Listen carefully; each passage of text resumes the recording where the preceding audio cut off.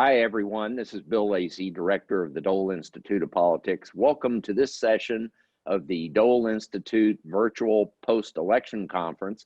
Our guest today is Ms. Erin Wilson, who was the Political Director for the President-Elects campaign. Erin, welcome to the Dole Institute. Thank you so much, Bill. It's a pleasure to be here with you today, and thank you so much for having me. Great. Well, let's get started with a little bit of context. I'd like my viewers to know a little bit more about you personally.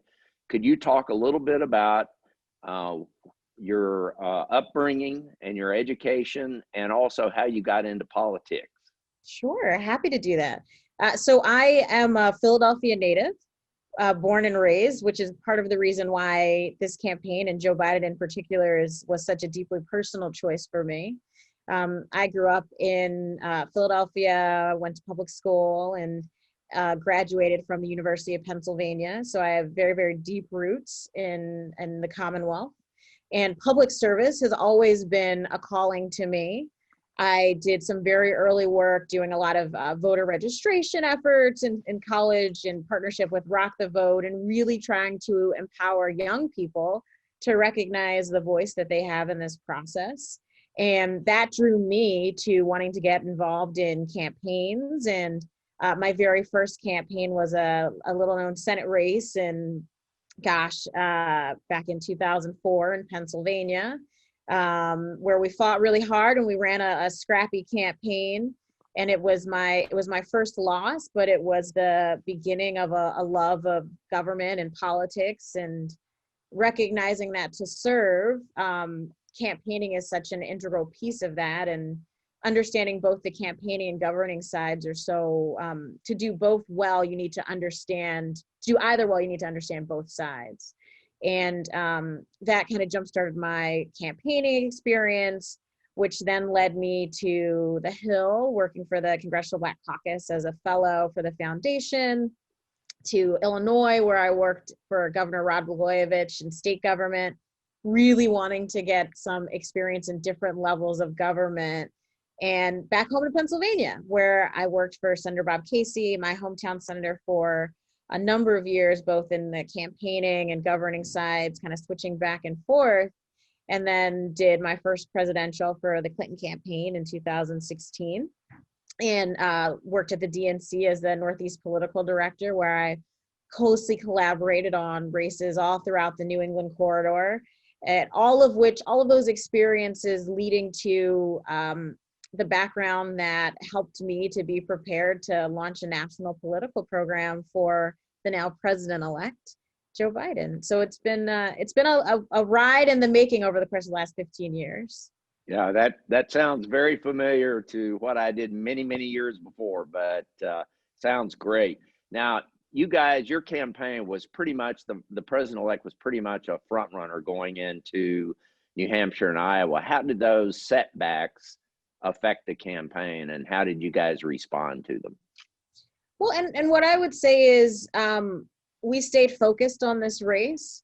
You know, the number of times folks ruled us out and said that this campaign was over were, more than I can count, but we always stuck to what our theory of the case was, which was, once we started getting the states that were more reflective of the American population and electorate, that we knew that those communities would speak to the message and to the battle for the soul of the nation, which is what our campaign was built upon.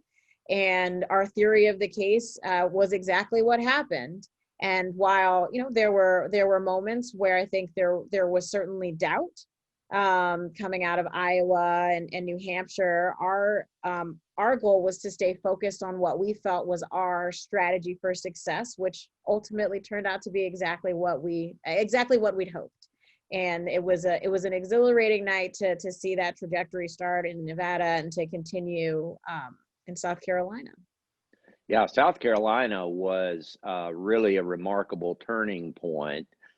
It was amazing to me, all the pundits who had written you guys off when I knew exactly what your strategy was and what you were trying to do. But why was South Carolina so successful, and why was that arguably the turning point of the primary campaign? Well, we put a lot of work into South Carolina, and South Carolina was one of the most diverse electorates of our first four early states. And we've known that the Democratic coalition that would support the Democratic nominee is going to be strongly driven and motivated by communities of color. And so making sure that we had the opportunity for a diverse representation of the electorate to vote. And South Carolina was the first chance that we had to see that. And that's what was so exciting about it, because it was a clear backing of the vice president, of the president-elect. There was no ambiguity about the referendum and what that means for America, really. And that's what was so exciting and exhilarating about it. And we started to see part of that in Nevada, and then we saw that lead the way into South Carolina. And the truth is, a big piece of our campaign at that point, marks that evening, where if you've ever been, counted out, told that you can't do it, this campaign is for you too.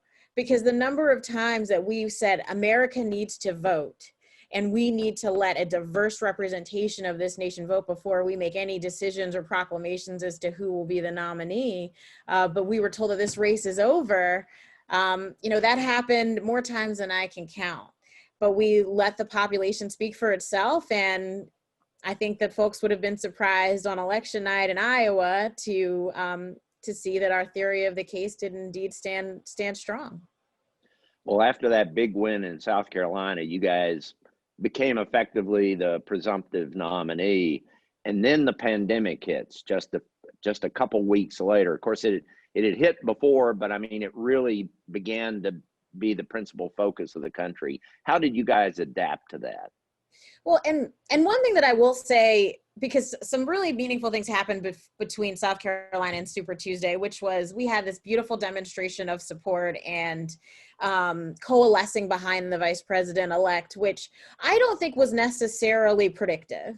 And I think a really beautiful demonstration of our colleagues in the Democratic field really putting country before self, and recognizing that that as the vote unfolded, there was a clear path, and recognizing the value in coalescing behind the vice president-elect and his candidacy, and recognizing that he was the best candidate suited to take on Donald Trump this November. And I think that's a really important thing to acknowledge.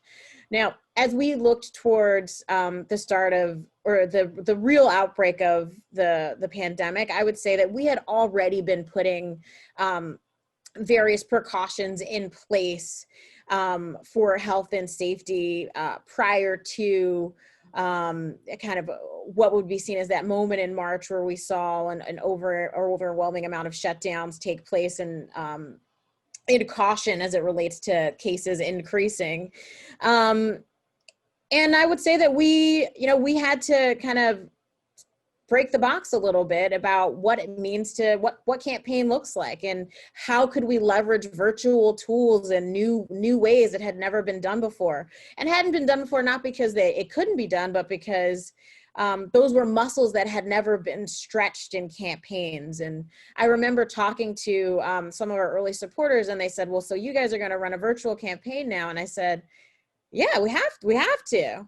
And they said, well, who are you consulting with that's done this before? And I said, we're the ones that people are going to be consulting with moving forward, because this is the first time anyone's done this. So it's been a learning process, and one I think we had some really great lessons from. Well, at the end of May, we had the terrible death of George Floyd and the resulting protests for racial justice. Talk about how the campaign responded to those. Oh, sure. And I would say that that was maybe one of the most meaningful experiences to me personally on this campaign, to stand alongside the president-elect in that moment. One of the things that I will always remember is that shortly after the shooting of Mr. Floyd, the president-elect spoke at City Hall in Philadelphia, Pennsylvania, and spoke about race in America, and spoke about there being no justice in America unless there's justice for George Floyd. And he was delivering the words of a president as a candidate. He was delivering the leadership that we would expect as a president, and wrapping his arms around America and acknowledging the historical struggles that exist in this nation that continue to remain unresolved. And it not only demonstrated what true leadership looks like, but it also demonstrated the leadership that we were lacking in the White House. And that the escalation of tension driven by the White House in comparison to the call not only for healing, but acknowledgement of the shortcomings of this system was just so incredibly important. And frankly, it is the foundational components of this campaign. When I decided to join this campaign, and I asked the question of why the vice president had chosen to run, and he reflected upon Charlottesville, which is a terrifying moment for many, I think for America, but particularly for those of us of color, to hear a president not issue condemnation to behavior as such, and for the vice president at the time, president-elect now, to send such a clear message of who we want to be in America. I was just so proud. I was so incredibly proud. And then he flew to meet the family shortly before the funeral services, and to be able to speak to George Floyd's daughter, Gianna Floyd, who's 7 years old, and to be able to speak to her about her father and his commitment. And he has done that not just in the instance of George Floyd, but in the, unfortunately, number of instances that have grown to prominence since then, which is a sad reflection of where we are as a nation, but continue to exist. In mid-August, you guys made a really important decision. You put Senator Harris on the ticket. What were the key factors in that decision? Well, the most significant factor of all of them is that she is someone that is ready day one. I mean, there is no other candidate that could come into that role with the experience of serving, the experience of serving within the criminal justice system, with serving as a legislator, who campaigned across America. And certainly the vice president had committed to, long before selecting Vice President-elect Harris, to selecting a woman as his vice presidential nominee. And we were fortunate to have a number of really remarkable women, many of whom have gone on to hold, who will go on to hold exciting and prestigious placement within the administration. But when we look at Senator Harris and we think through the components that, one, again, allow for day one readiness, but also a strong relationship with the vice president or the president-elect. He'd campaigned for Senator Harris at the time in California. And while they had certainly robust discourse over the course of the primary, like, we knew that she was someone that could take on Donald Trump as well, that could stand alongside us and campaign for the remainder of the cycle as a strong force, and certainly is a candidate that spoke to the movement that we see amongst women of color in America. And there's no denying that women of color have been one of the strongest voting blocks in the electorate, and really taking into consideration what we want an administrative to look like and reflect was an incredibly important piece of that. One of the things that also you talked a few moments ago about having to invent a virtual campaign. One of the other things that both parties had to do is invent virtual conventions. How did you assess the way your convention went and the way the Republican convention went? Well, we had our convention, we went first, and I think that some of the adaptations that you likely saw at the Republican convention were perhaps inspired by some of the key moments that we had at the Democratic National Convention. But I think one of the things that we're most proud of is how our convention really broke boundaries in terms of accessibility, and how we were able to pull in viewership and Americans from all over the nation, and really deliver a message that while the president-elect was campaigning as a Democrat, he would be a president for all of America. And we had the what was really exciting about it is, again, I talk a lot about us kind of stretching muscles that we haven't stretched before, and simply, again, by virtue of the fact that we haven't had to. And so, you know, we did things differently because we had to, and we may have changed how conventions look moving forward, because I think that there were some really meaningful adaptations that will be those that we will want to revisit even when we have the ability to be together in person. We had an amazing roll call where we got to travel all around the country and see not only the story of this campaign, but the story of America. We had these incredibly inclusive narratives that reflected things that Americans are really struggling with throughout this pandemic, under this lack of leadership in this White House.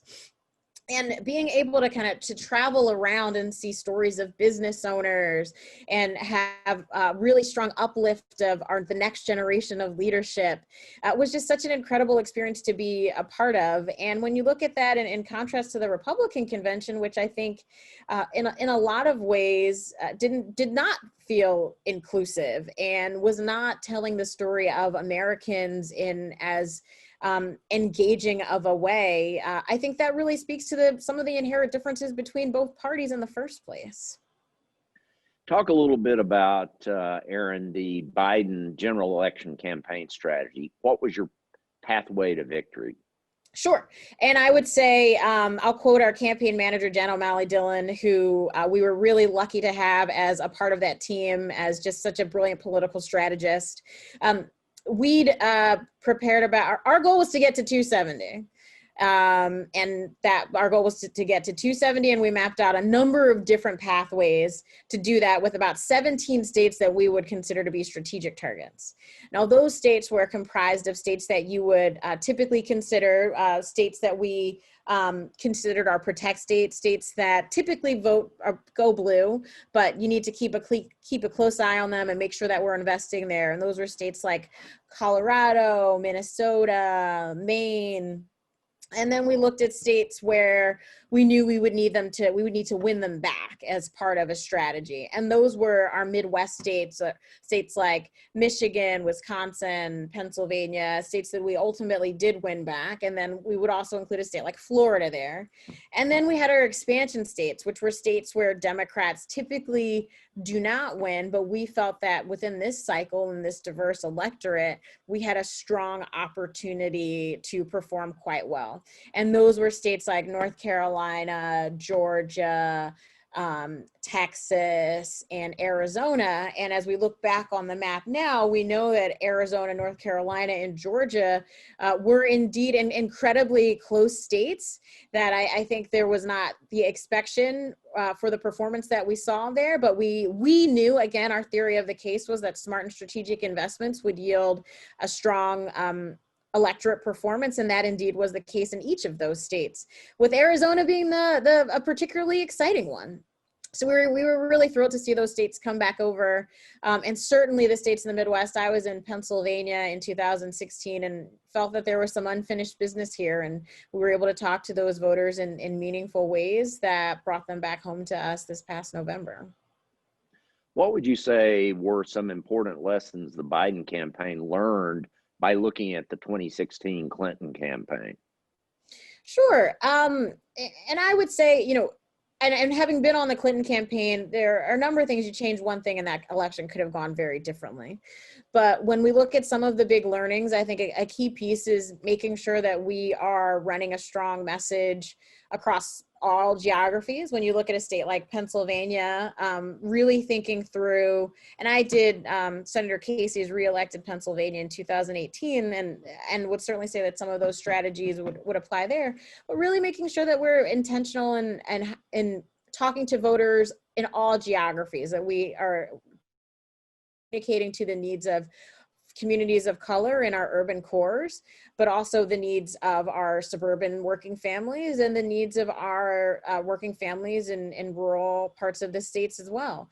And making sure that we have a message that is very clear about what the stakes are this cycle in each of those, knowing that those needs and those needs and interests may be different, but a lot of them overlap. You know, part of it is just having a part of it was also, we focused really heavily on having a really clear economic plan that we launched under the name Build Back Better, which was a 4-part economic plan that focused on job creation, economic growth across demographics, both economic and racial demographics, gender demographics, and really making sure that folks understood what that message was, and that the economy was a key factor to voters. But then also making sure that we spoke about healthcare, and that was an incredibly pivotal piece for us. But the last piece being making sure that our messengers were really strong messengers to the communities to whom we were speaking to, and that we had a really aggressive strategy for how we were communicating that out, which is even more challenging, you know, in a virtual space than it is in a physical campaign. Bob Woodward's Rage was published on September 15th, and then Justice Ginsburg passed away 3 days later. How did those two events affect your campaign? The role that the Supreme Court plays in American democracy was always a factor in this campaign. And with the passage of Justice Ginsburg, which was, of course, a national moment of mourning, it brought again to the forefront the question of what does it look like to fill a vacancy on the Supreme Court? And we know that one of the pieces that continues to be incredibly relevant to Americans across the nation is healthcare. And we know that this administration has continuously tried to tear down and deconstruct the Affordable Care Act. And the last bastion of protection that has really helped to counter some of those attacks has been the Supreme Court. And so when thinking through the next appointment to the bench, really discussing the protections for the Affordable Care Act and healthcare. And so really making clear to voters that healthcare was just as much on the ballot this cycle. And that is, in fact, by virtue of having a seat to fill in the Supreme Court and ensuring that that seat was one that would reflect and uphold the policies that we have enacted as it relates to protections, particularly on pre-existing conditions around healthcare. Then near the end of September, we had what I would describe as a very unconventional first debate. Talk a little bit about the campaign's reaction to that debate. Well, I would say that was maybe our 10th or 11th debate at that point in time. So we were well practiced on that debate. And I would say our intention was to be very clear about leadership and what leadership looks like and what leadership on a debate stage looks like. And there was a clear candidate that did not make that effort. And certainly did not, I think we all know that arguably this president has a storied relationship with the truth. And really being prepared to be very clear about facts was a very clear piece of going into that debate and also coming out of that debate, and making sure that we were sticking to what the facts are as it relates to any accusations that may or may not have come up during that debate, but also making sure that it's very clear that we said shortly thereafter that there was one person on that debate stage that behaved like a president. Ironically, it wasn't the person that came in on Air Force One. And I think that pretty much sums up how we felt about that debate and how America felt about that debate. Right. Well, that was a pretty rough week for President Trump. He started with the New York Times story on his finances, then had this debate, then his former campaign manager had that meltdown that attracted national attention in Florida. And then at the end of the week, the president tests positive for COVID-19. What was the campaign's reaction to that? I would say that this president has demonstrated a clear lack of leadership for response as it relates to the global pandemic that we find ourselves within, and has clearly not for behavior within this global pandemic. But with that being said, of course, the immediate reaction from the campaign was concern for the well-being of the president and that of his family and his team. But we have always had very clear parameters for what we consider to be safe behavior and safe protocol within the pandemic, parameters for which the president on the debate stage mocked the president-elect for wearing a mask, he said he wears I think his exact words were something along the lines of, Joe Biden's one of the largest masks I've ever seen. But it's mocking those precautions that have led to behaviors that have not been productive for scaling back the way in which this curve has grown. And one of the things that the president-elect has discussed in innumerable times has been a mask mandate and the impact that a national mask mandate could have on curbing the extent to which we see the curve growing. But a leader is one that needs to model behavior. And it is very clear that that is not what this president that is currently in the White House has done.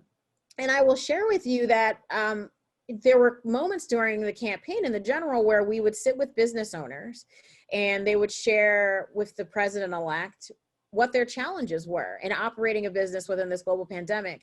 And we'd heard a story from a local business owner in Pennsylvania who shared with us that some of the challenges they have where customers come into their store and they don't want to wear a mask, and they ask them to put a mask on, and they say, well, the president says I don't have to wear a mask, or like, this isn't the direction that the White House is saying.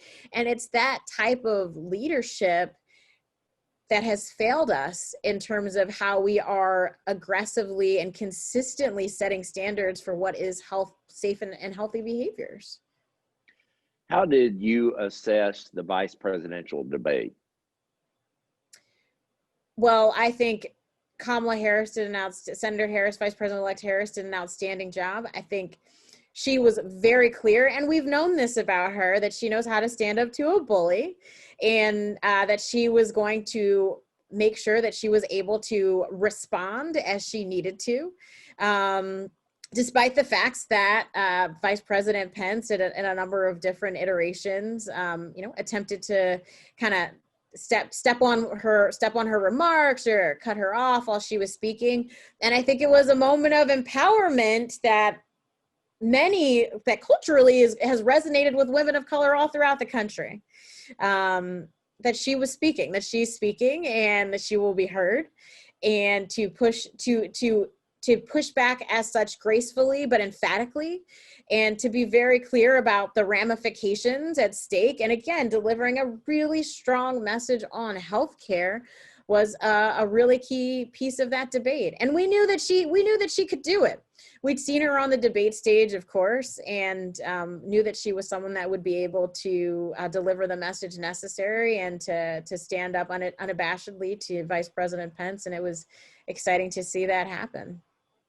The final presidential debate was much more conventional than the very first one, but talk a little bit about it and how you assessed your chances coming out of that second debate. Well, I would say that we felt really good coming out of the first debate, and that more often than not, the performance or perceived performance on the first debate is far more predictive or impactful than those subsequently thereafter. So I would say that we had felt really good with our performance in the first debate, and having won the first debate, and the momentum that carried us into going into the second debate. And in that debate, I think would see the same consistency of performance and cool temperament that we saw in the first. And that it was our strategy to continue with that same trajectory, and I think you saw that reflected in that debate. One of the things that was really unique about this election year was a tremendous amount of money that came into the campaigns. What did that allow you in the Biden campaign to do that you might not have been able to do had you not had it? Well, it allowed us to have an incredibly aggressive team. I mean, with 17 states as strategic targets is it may be the largest electoral map that we've seen in recent presidential politics. And being able to have strong teams that had not only knowledge of national political experience, management experience, but local experience was incredibly important. We had an incredibly diverse team of digital consultants, our digital team at the helm with Rob Flaherty, and a number of really brilliant folks that came from campaigns, from many of whom were with some of our former contenders during the primary, came over and were able to offer some strategic guidance as we built out what would now be a virtual campaign, and really leveraging those tools and those spaces in a uniquely different way.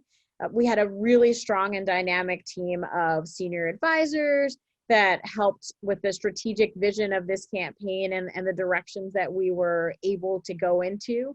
But certainly the investments that we were able to make in states and on the ground were very key components in what that was able to leverage for us in terms of our footprint, and also how we were building our operation.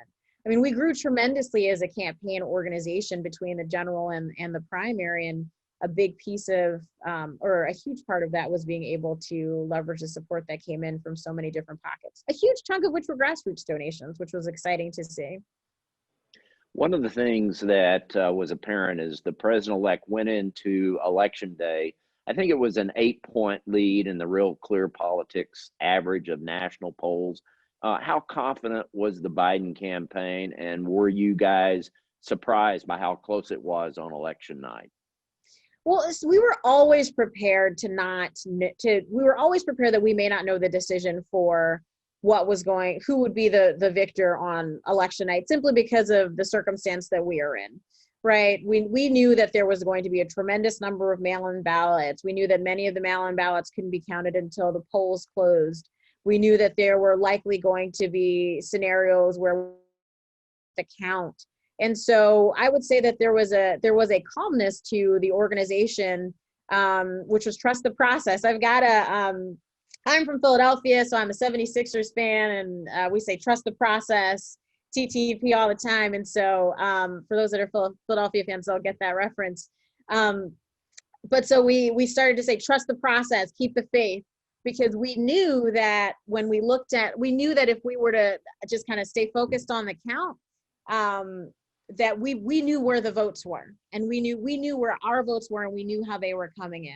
And so if you were to look back at some of our posts, there was a calming reassurance, because we have been prepared for that. So I would say that there were folks that talked to me on election night. They're like, well, you're not freaking out. I was like, well, no, because we knew that this might happen. And do you know how many, and I said, you know how many times people told me this campaign was over and it wasn't over?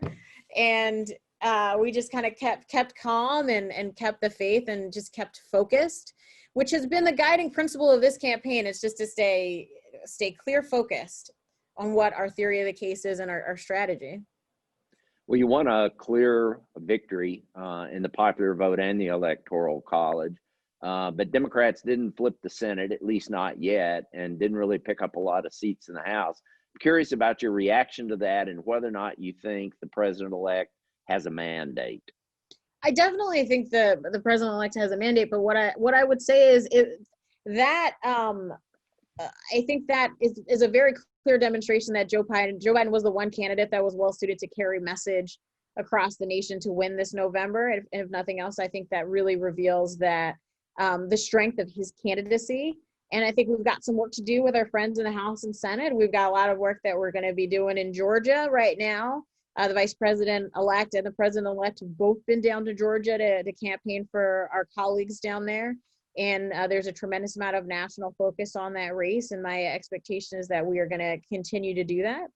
But I think more so than anything, it really reflects the strong demand for change in the White House and for the strength of the vice president and Senator Harris's candidacy together. Mm-hmm. Do you think any other Democrat who sought the nomination could have won this election? I think that Joe Biden and Kamala Harris were the two candidates that were best suited to win this nomination. And you have to keep in mind, I've been on this campaign since April of last year. I was there from day one. because I believe in this message, and I've believed since the launch that Joe Biden is the right candidate at the right time for America, for what we need as a nation, for a restoration of trust in government. I was doing an interview in Philadelphia at Independence Mall, and they said, what is the significance of the campaign being headquarters in Pennsylvania, in Philadelphia? And certainly Joe Biden has been being known as the third senator of Pennsylvania, and his innate relationship with this city and this state, as you know, Joe Biden is a son of Pennsylvania, of the Commonwealth. But with that being said, I also think there is this beautiful connection to Philadelphia as the birthplace of American democracy, and really as a reflection of how far we are away under this administration from those kind of fundamental ideas of who we are as a company. And we have such a distrust in government right now, and a lack of faith in leadership. And in some ways, I'd like to think of us being based in Philly as kind of a reflection of a commitment back to those founding principles that it feels like we've kind of drawn away from or steered away from. How will the president-elect, when he's president, manage the tension between progressives and the establishment of the Democratic Party? A big piece of that is going to making sure that we have strong voices at the table that reflect each of those areas. And I would say that we can learn from some of the ways in which we worked with some of those stakeholders during the campaign. And a big piece of finding consensus is having open dialogue, recognizing that there are going to be spaces where we may not agree, but finding the middle ground and finding the space where we do have agreement, and then kind of each side pushing the other and helping to move the other in new ways. And I think some of our friends on the progressive side who may have been with other candidates during the primary were really excited and pleased once they started learning a bit more about some of the different policies that we put out, particularly in spaces like climate and criminal justice reform. Were pleasantly surprised to see exactly some of the ways in which our policies are really progressive. And so I expect those dialogues to continue as we look into the White House.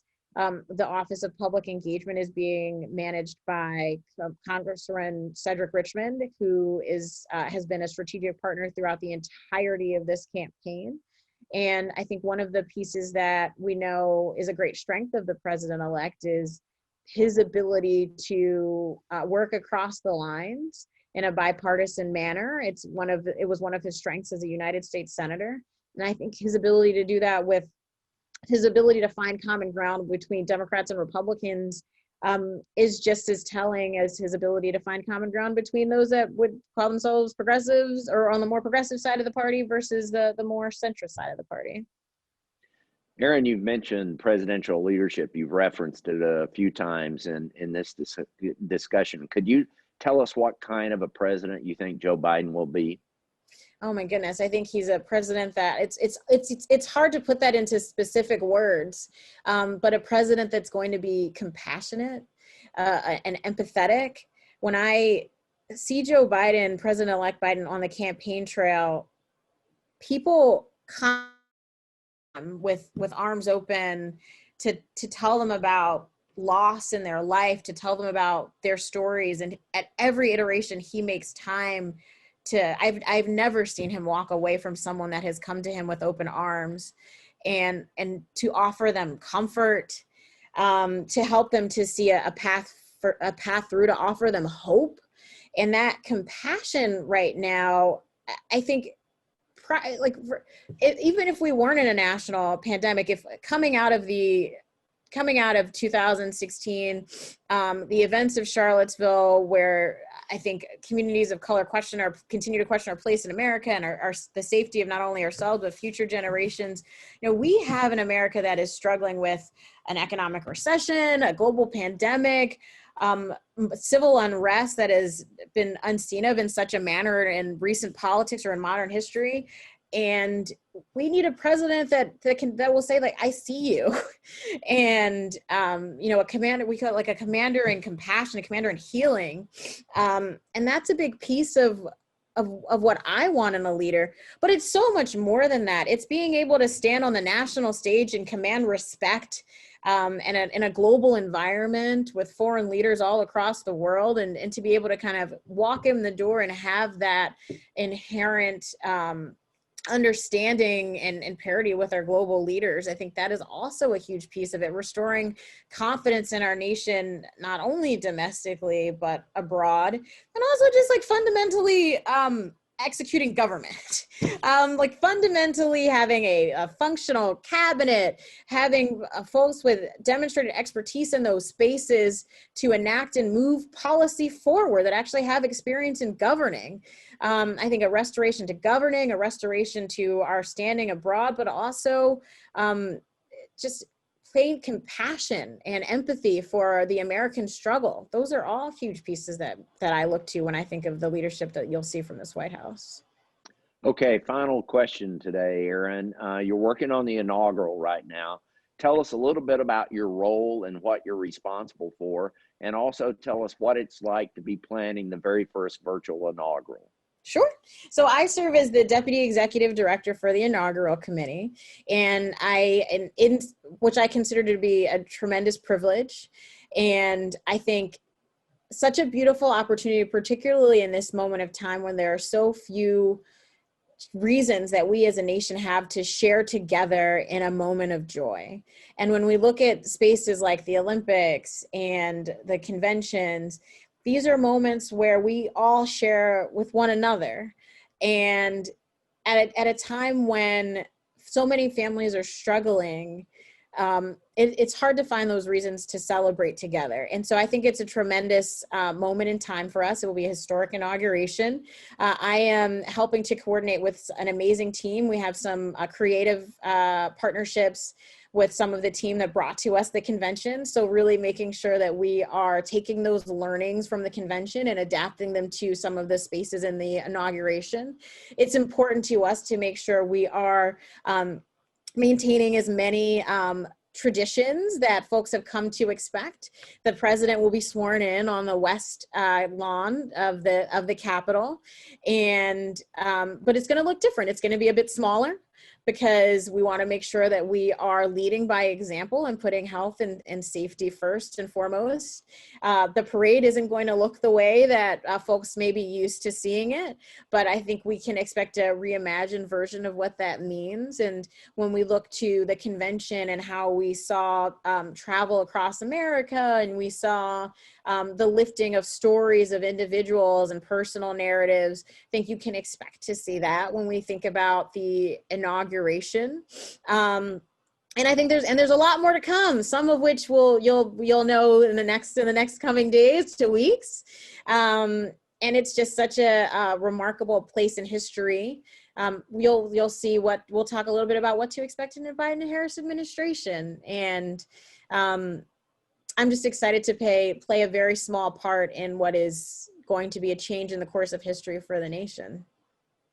Erin Wilson, National Political Director for the Biden campaign, thank you so much for joining us today in the Dole Institute Virtual Post-Election Conference. Thank you so much. It's great to have you. And thanks to all of our viewers. I hope you've enjoyed this very entertaining and enlightening session, and we'll see you at the next one. Thank you for joining us today.